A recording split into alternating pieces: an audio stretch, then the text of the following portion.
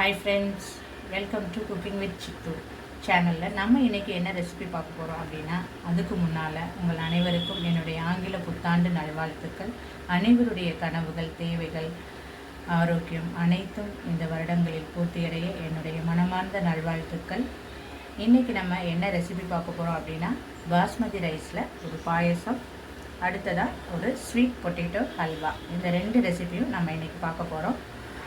ஃபர்ஸ்ட்டில் basmati rice பாயசத்துக்கு தேவையான பொருட்கள் என்னென்ன அப்படிங்கிறத பார்த்துக்கலாம். பால் தேவையான அளவு, பாஸ்மதி ரைஸ் அரை கப் எடுத்திருக்கேன், நாட்டு சர்க்கரை ஆப்ஷனல் தான், உங்களுக்கு வெள்ளை சர்க்கரை வேணும்னா நீங்கள் அதை எடுத்துக்கலாம். தேவையான அளவு ஏலக்காய் தூள், தேவையான அளவு முந்திரி பருப்பு, காய்ந்த திராட்சை, நெய், இவ்வளோதாங்க. இப்போ நம்ம ரெசிபிக்குள்ளே போகலாம். அடுத்ததாக நம்ம சர்க்கரை வள்ளிக்கிழங்குல எப்படி அல்வா செய்யலாம் அப்படிங்கிறதுக்கு தேவையான பொருட்களை பார்க்கலாம். மீடியமாக நான் ஒரு 3 சர்க்கரை வள்ளிக்கிழங்கு எடுத்து வாஷ் பண்ணி வச்சுருக்கேன், கட் பண்ணிவிட்டு. அடுத்ததாக தேவையான அளவு நாட்டு சர்க்கரை, நீங்கள் ஒயிட் சுகர் கூட ஆட் பண்ணிக்கலாம். அடுத்ததாக முந்திரி, காய்ந்த திராட்சை, தேவையான அளவு நெய், ஃபுட் கலர், அவ்வளோதாங்க. இப்போ நம்ம ரெசிபிக்குள்ளே போகலாம். இப்போ ஸ்டவ் ஆன் பண்ணிவிட்டு பேனை ஸ்டவ்வில் வச்சாச்சு. இப்போ முந்திரி திராட்சையை நம்ம நெய்யில் வறுத்து எடுத்துக்கலாம்.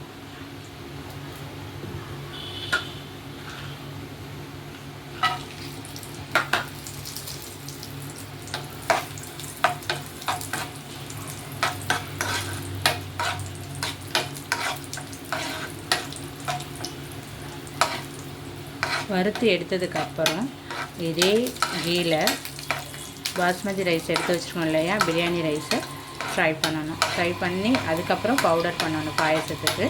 பச்சையாக அப்படியே போடக்கூடாது. இப்போ நம்ம முந்திரி திராட்சையை நெய்யில் போட்டு வறுத்து எடுத்து வச்சாச்சு. அடுத்ததாக நம்ம அதே கீழே எடுத்து வச்சுருக்க பாஸ்மதி ரைஸை ஃப்ரை பண்ணிக்க வேண்டியதான்.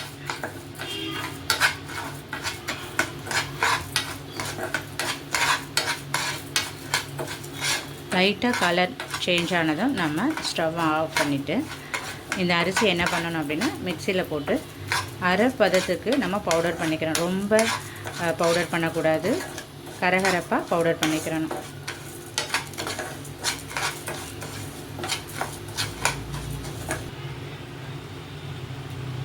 இப்போ நல்லா அரிசி வறுபட்டு வருது. அந்த வறுத்து வரும்போதே நல்ல ஒரு ஸ்மெல் கிடைக்கும். அந்த ஸ்டேஜில் நம்ம ஸ்டவ்வை ஆஃப் பண்ணிவிட்டு மிக்சியில் போட்டு பவுடர் பண்ணிக்க வேண்டியதுதான்.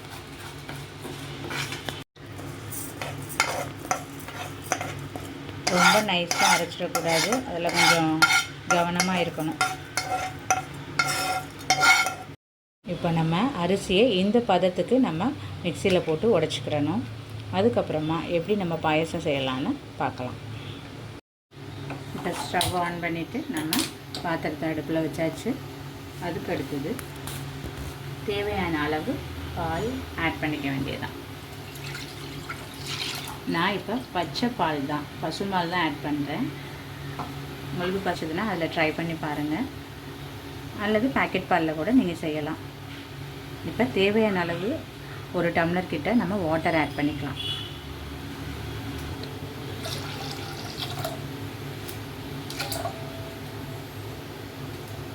இப்போ நல்லா பால் காஞ்சு கொதிச்சு வரணும். அதுக்கப்புறமா நம்ம உடச்சி வச்சுருக்க அரிசியை பாலில் போடணும். இப்போ நல்லா பால் கொதிச்சு நல்லா காஞ்சிருச்சு. இந்த ஸ்டேஜில் நம்ம உடச்சி வச்சுருக்க அரிசியை சேர்க்க வேண்டியதுதான். சிம்மில் வச்சுட்டு நம்ம அரிசியை போடணும், ஏன்னா அரிசி அடி பிடிக்கும். போட்டதுமே சிம்மில் வச்சுட்டு கொஞ்சம் நேரம் நல்லா கலரி விடணும். நம்ம அரிசினால் கொஞ்சம் திக்னஸாக வரும். இந்த பாயசம் நம்ம சடனாக நம்ம வீட்டுக்கு யாராவது கெஸ்ட்டு வந்துட்டாங்க, அல்லது ஏதாவது ஒரு ஃபெஸ்டிவல், ஏதாவது ஒரு ஸ்வீட் பண்ணணும் அப்படின்னு நினச்சா, நம்ம அடிக்கடி பண்ணுறது கேசரி, ஜவ்வரிசி பாயசம், இந்த மாதிரி பண்ணுவோம். இது டிஃப்ரெண்ட்டாக இந்த அரிசி பாயசம் நீங்கள் செஞ்சு சாப்பிட்டீங்கன்னா வித்தியாசமான ஒரு டேஸ்ட்டில் இருக்கும். எல்லாருக்குமே பிடிச்சது மாதிரியும் இருக்கும். இப்போ நல்லா அரிசி பாலோடு சேர்ந்து வெந்துருச்சு. இந்த ஸ்டேஜில் நம்ம தேவையான அளவு நாட்டு சர்க்கரை ஆட் பண்ணிக்கலாம்.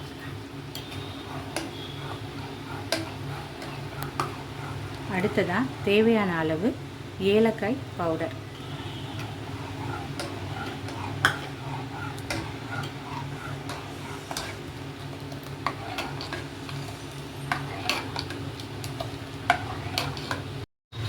இந்த ஸ்டேஜில் ஒரு பிஞ்ச் வந்து என்ன பண்ணணும்னா சால்ட் ஆட் பண்ணணும். எந்த ஒரு ஸ்வீட் நம்ம பண்ணும்போதும் லைட்டாக வந்து சால்ட் ஆட் பண்ணால் தான் அது நல்லா ஃபுல்ஃபில்லான ஒரு டேஸ்ட்டு கிடைக்கும்.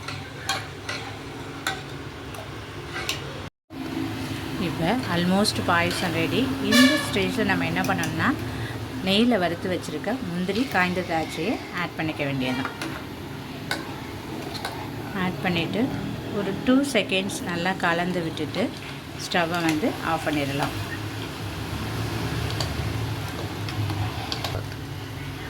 பார்க்குறதுக்கே ஒரு நல்ல கலர்ஃபுல்லான ஒரு பாயசம் ரெடி ஆயிடுச்சு. பாஸ்மதி ரைஸ்லேயும் நம்ம ஒரு நல்ல ஒரு பாயசம் பண்ணலாம் அப்படிங்கிறத நம்ம இன்றைக்கி பார்த்தாச்சு. இப்போ நம்ம சர்க்கரை வள்ளிக்கிழங்கு அல்வா செய்கிறதுக்கு முதல்ல வந்து சர்க்கரை வள்ளிக்கிழங்கை இட்லி பாத்திரத்தில் வச்சு வேக வச்சு எடுத்துக்கலாம். எப்போவுமே வந்து இட்லி பாத்திரத்தில் வேக வைக்கிறது நல்லது. ஒரு சில பேர் குக்கரில் வந்து வேக வைப்பாங்க, அது நல்லது கிடையாது. இப்போ நம்ம வேக வச்சுருக்க சர்க்கரை வள்ளிக்கிழங்கை வந்து என்ன பண்ணணும்னா நல்லா மேஷ் பண்ணிக்கிறணும். இப்போ நம்ம சர்க்கரை வள்ளிக்கிழங்கை நல்லா மசிச்சு வச்சாச்சு. அடுத்ததாக வந்து நம்ம அல்வா செய்கிறது தான். இப்போ ஸ்டவ் ஆன் பண்ணிவிட்டு நான்ஸ்டிக் பேன் வச்சாச்சு. அதுக்கு அடுத்து தான் என்ன பண்ணணும் அப்படின்னா தேவையான அளவு கீ ஆட் பண்ணணும்.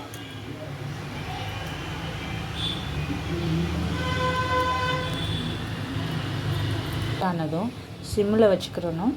அடுத்ததாக வந்து மசிச்சு வச்சுருக்கிற சர்க்கரை வள்ளிக்கிழங்கை கீழே ஆட் பண்ணி விடாமல் வந்து நம்ம கலரி விடணும். அடிப்பிடிக்கக்கூடாது. நல்லா அந்த அல்வா பதத்துக்கு வர்ற வரைக்கும் நம்ம கலரி விட்டுகிட்டே இருக்கணும்.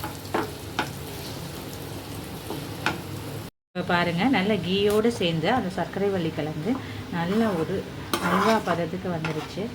ஏன்னா ஏற்கனவே நம்ம சர்க்கரை வள்ளிக்கிழங்கை வேக வச்சு தான் வச்சுருக்கோம். அதனால் வித்தின் 5 மினிட்ஸில் அந்த அல்வா பதத்துக்கு கிடச்சிருது. இந்த ஸ்டேஜில் நம்ம என்ன பண்ணணும் அப்படின்னா தேவையான அளவு சர்க்கரை ஆட் பண்ணணும். ஏன்னா சர்க்கரை வள்ளிக்கிழங்கு ஆல்ரெடி ஸ்வீட்டாக தான் இருக்கும். சரி, அதனால் தேவையான அளவு சர்க்கரை சேர்த்தாலே போதும்.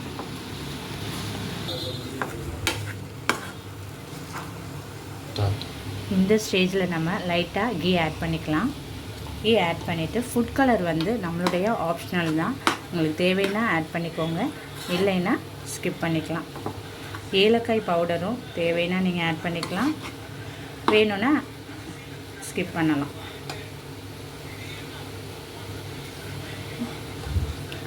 நான் லைட்டாக வந்து ஏலக்காய் பவுடர் ஆட் பண்ணுறேன். ஆட் பண்ணிவிட்டு நல்லா கலந்து விடணும். நார்மலாக நம்ம அல்வா வந்து இந்த கலரில் தான் இருக்கும். ஸோ நாட்டு சர்க்கரை சேர்க்கறதுனால நம்மளுக்கு நேச்சராகவே அந்த அல்வா கலர் கிடச்சிடுது.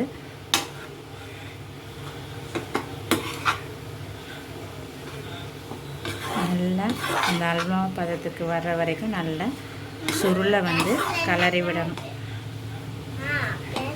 இந்த மாதிரி நம்ம பேனில் வந்து அந்த அல்வா ஒட்டாமல் நல்லா கலரி விடணும்.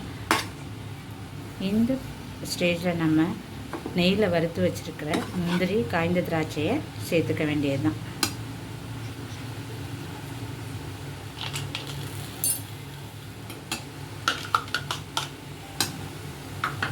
சேர்த்துட்டு நல்லா கலரி ஒரு வித்தின் 2 செகண்ட்ஸில் ஸ்டவ் ஆஃப் பண்ணிடலாம். நம்மளுடைய சுவையான சர்க்கரை வள்ளிக்கிழங்கு அல்வா ரெடி.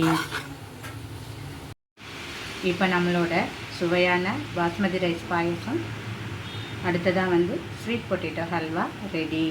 நீங்களும் வீட்டில் செஞ்சு பார்த்துட்டு கமெண்டில் சொல்லுங்கள் எப்படி இருந்ததுன்னு. லைக் பண்ணுங்கள், ஷேர் பண்ணுங்கள், சப்ஸ்கிரைப் பண்ணுங்கள். கீழே இருக்க பெல் ஐக்கானையும் ப்ரெஸ் பண்ணுங்கள். அப்போ தான் நான் போடுற வீடியோஸ் எல்லாம் உங்களுக்கு நோட்டிஃபிகேஷனில் காமிக்கும். Thank you. Happy new year to all.